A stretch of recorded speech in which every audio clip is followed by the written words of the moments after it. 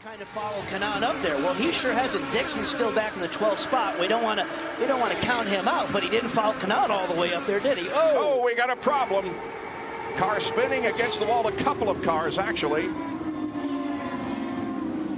Well, that's Scheckter back there driving in the Conquest car this weekend in the 36, right there.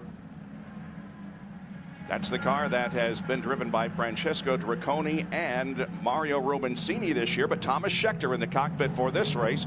And now here is Rafa Matos. No, I believe, yeah, Rafa Matos. That is a disappointment because talking with Rafa today, he's never been more confident in the car his crew guys had given him at this super speedway, and that was our conversation. Just incredible confidence. And he was involved in the same accident. And now you see Alex Lloyd has also had some contact, which would have cut down his tire. But Rafael Matos was in the initial contact, and I think he was trying to make it back to pit lane, and then, of course, had a secondary accident, not being able to get it stopped. Let's take a look at what happened. Up high. From the back, someone got into the back of Scheckter. Matos up against the wall. Yeah, and that was Matos that got in the back of Alex Lloyd. That's the one we just saw coming in with his right rear gone, and that was Rafa that just drilled him in the back right rear. This is his teammate Hamilton. Pick your spot, get through the grass, I'm okay.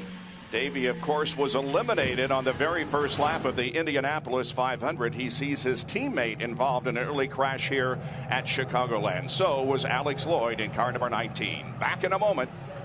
Second place, we have the yellow come out. The yellow comes out, and we're looking. And there it is. It's Kenny Brett. Oh. So this is the first accident of the day. It's Kenny Brett ricochets off the wall.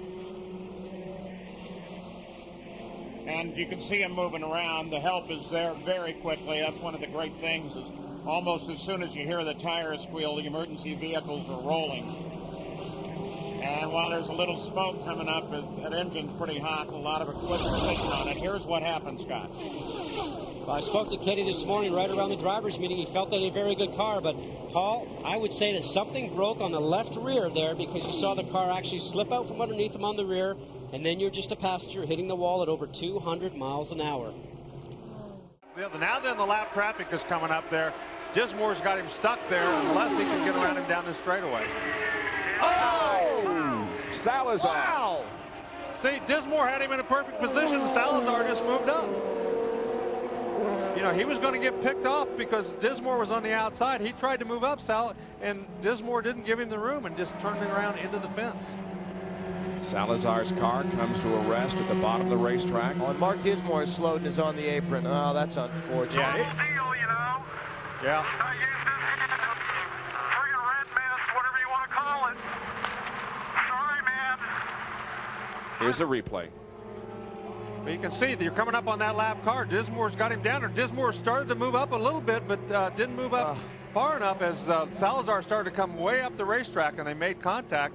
Salazar obviously hard into the wall, but it looked like Dismore was going to move up. I think Salazar thought he was going to give him a little more room than he actually gave him, because when he moved up, Dismore didn't move all the way up the racetrack. The good news is that Aliseo has radioed into AJ Foyt that he is okay. All right, we're back. We're cutting into the commercial. You saw it on Side by Side. A wicked crash for Marco Andretti, the 20-year-old. What happened? Did something break? I don't know. So you were on TV, and all of a sudden I just saw the back end swap ends on you. I do not know, but I do not know. Everything we see here looks okay, but it definitely swapped ends off quick on you.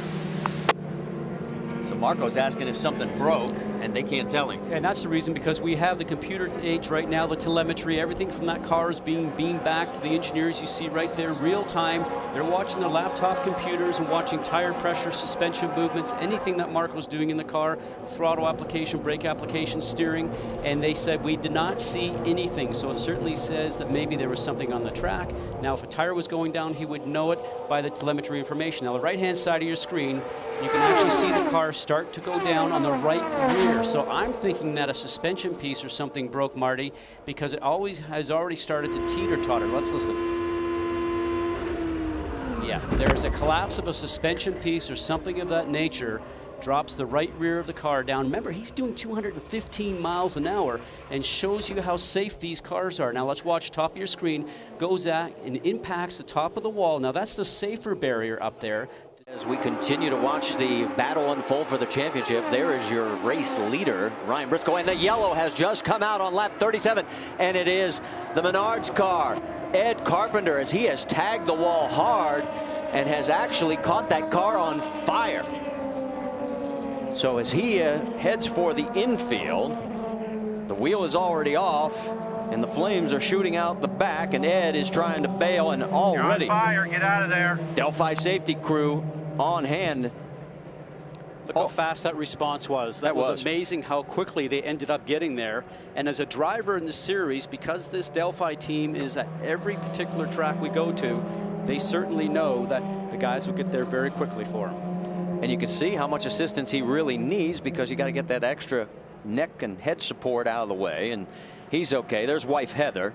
Heather, he's fine. And actually, it was the Chicagoland Speedway group that got there first. That was terrific, and very close behind there, the Delphi group in the orange fire suits. All right, let's go back and show you what brought out our first caution here on lap number 37. He's just running by himself right now, and the car looks like it's okay. And then you can see something coming out the back, and that's just the sparks, the flames, possibly an oil line or something like that coming loose when he goes and hits the wall. But he had a suspension breakage or something of that nature. You saw the sparks come out from the back and then send him directly into the wall. Let's ride along with him right now. There's the sparks. The car is now dragging on the ground. He's now a passenger, has no control of the car, and then he goes off and hits the wall as we saw before, and this is the result. So are you saying right front? I'm not sure, but regardless, it's something that's actually, you know, you're a passenger, as I mentioned before, and anytime that happens, you really have no control of the car, which is really a sad situation. Damn Hornish.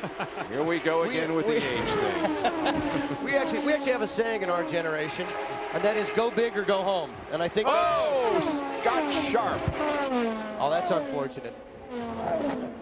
That was, that thing just jumped out from under him. You could see from the camera angle that he was right behind the two leaders that just jumped out from under him, slapped it with the left side. He's moving around. That's good. That's always good news. It'll be interesting to see a replay on this and see exactly what happened, because it did just snap on him, didn't it? He's had 9 finishes of 8th or better and 2 DNFs, and those were crashes at Indianapolis and Kansas. And now he's crashed out of this race here in Chicagoland, bringing out the first caution of the event, and it comes on lap number 30. Scott, as you can see, has climbed out under his own power. Here's Scott right here with the yellow wing on his car. That's Scotty right there. Wow. It looked again like something happened in the right rear. You can see when he spun, the left front was way up in the air. So it looked like something. Remember the last time he crashed, it was something that gave out. Now watch. There he goes. Right there. That's a little bit of a long distance shot. But when he spun around, the left front was way up in the air, like the right rear had dropped down. So either the suspension back there failed or he caught a tire. Ran over. Up top, down in the pits, Jack Arute and Gary Gerald.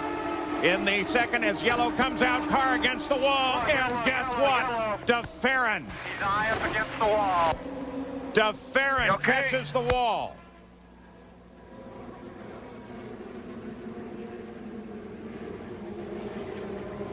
Team was waiting for a response, Paul.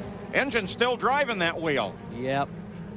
That means he was not, in my estimations, turning off the ignition. This is a pretty critical position until that engine winds down. DeFerrin has it shut off. He hasn't shut it down. You can see the wheel turning right there. His throttle is stuck. Throttle probably is stuck open. He needs to be able to actually turn the ignition off to cut the engine to shut the power off. We're waiting for some movement from Gilles. There you saw one of the crew members turn the ignition switch off.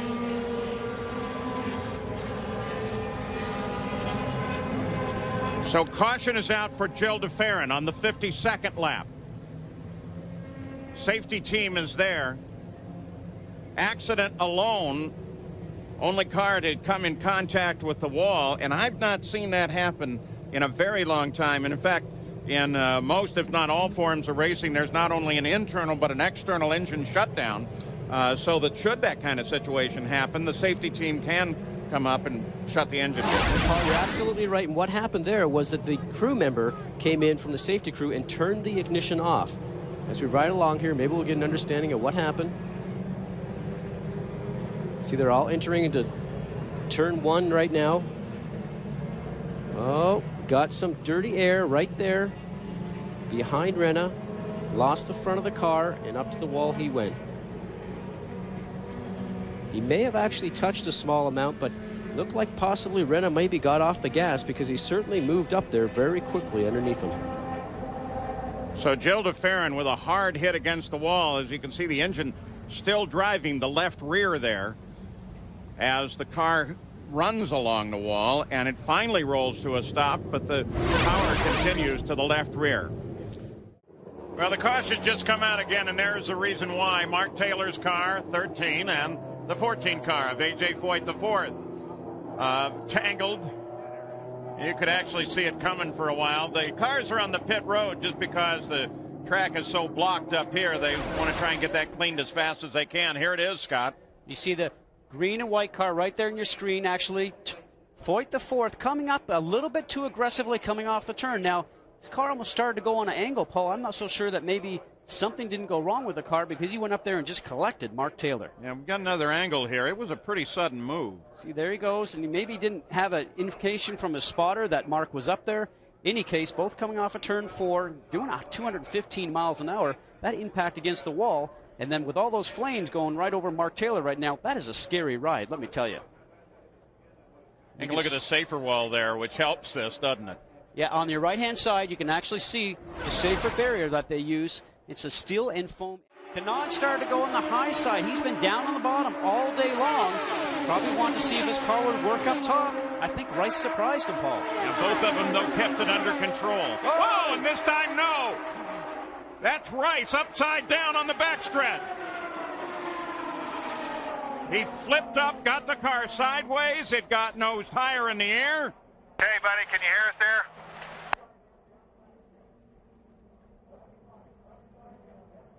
Car is not even stopped, Paul, and his safety crew is on the scene. No answer, though. Manning, he's involved. You saw him reach out of the cockpit. And there's Buddy. Whoa! Buddy Rice is okay. Buddy Rice just pops up and out of the car.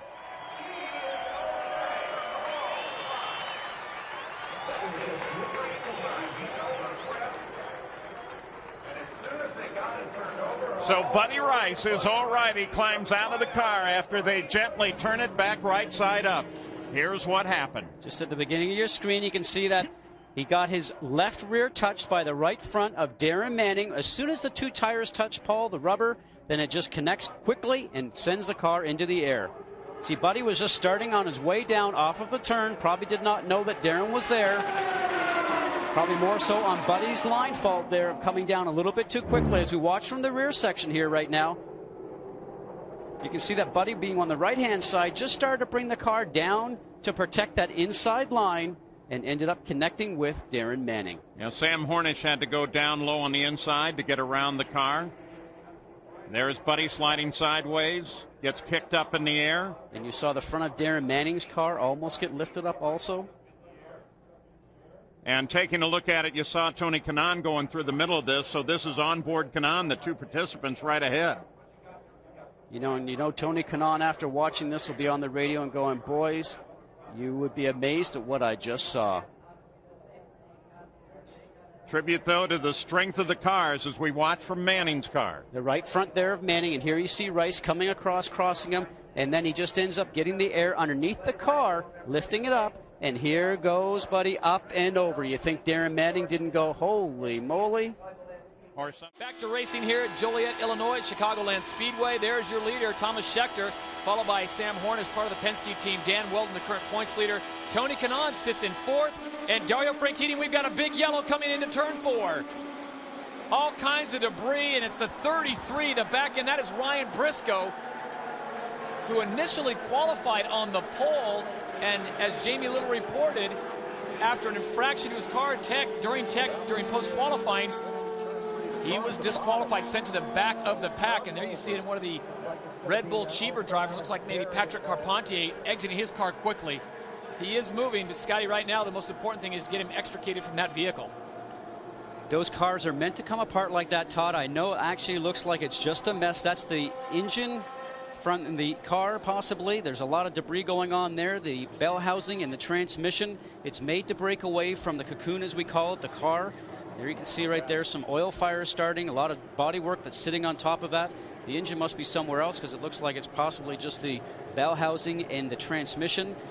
And the monocoque itself is where those guys are. And there's Koski Masura, the number 55, the Panasonic car that actually was involved in this. And he had a crash earlier in the weekend when he got hit from Thomas Enge's car out in practice. And disappointing for him because he finished 6th just last week at Sonoma. A great finish for him that he's had. Well, Koski's moving. That's the important thing, Scott. And I want to correct myself. That's 51 Alex Barron, the Red Bull Cheever driver who got out of his car so quickly. Alex Barron actually walking down on the grass infield by pit in.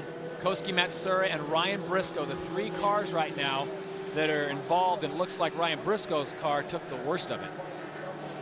All that smoke that's coming out, that'll be actually extinguished by the Delphi safety crew right there as you see a look at the Red Bull target. Well, here it is again. Here's how they come into 3, Scotty. Actually, you can see on the very underside what a ride that was. Remember we had last year with Buddy Rice getting airborne coming out of turn 2 when they touched wheels. And here's the situation. Briscoe going underneath. Barron trying to come down on the racetrack. They both are going for the same piece of real estate. And what ends up happening is those rubber tires touch, and then all of a sudden the car starts to go in the air. Remember, we're going 215 miles an hour. Look at all the debris that's going all around the racetrack. This will be a long cleanup time. And there's the engine separated from both the transmission and the monocoque where the driver sits. That's what we call kitty litter right there going on the racetrack, Todd, to dry up all that oil that starts to come off of Scott, those vehicles. let's look at this one more time and see if we can see the genesis of this accident.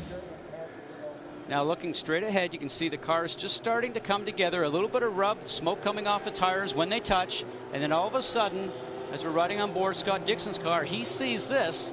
He was actually a spectator in the crash just last year.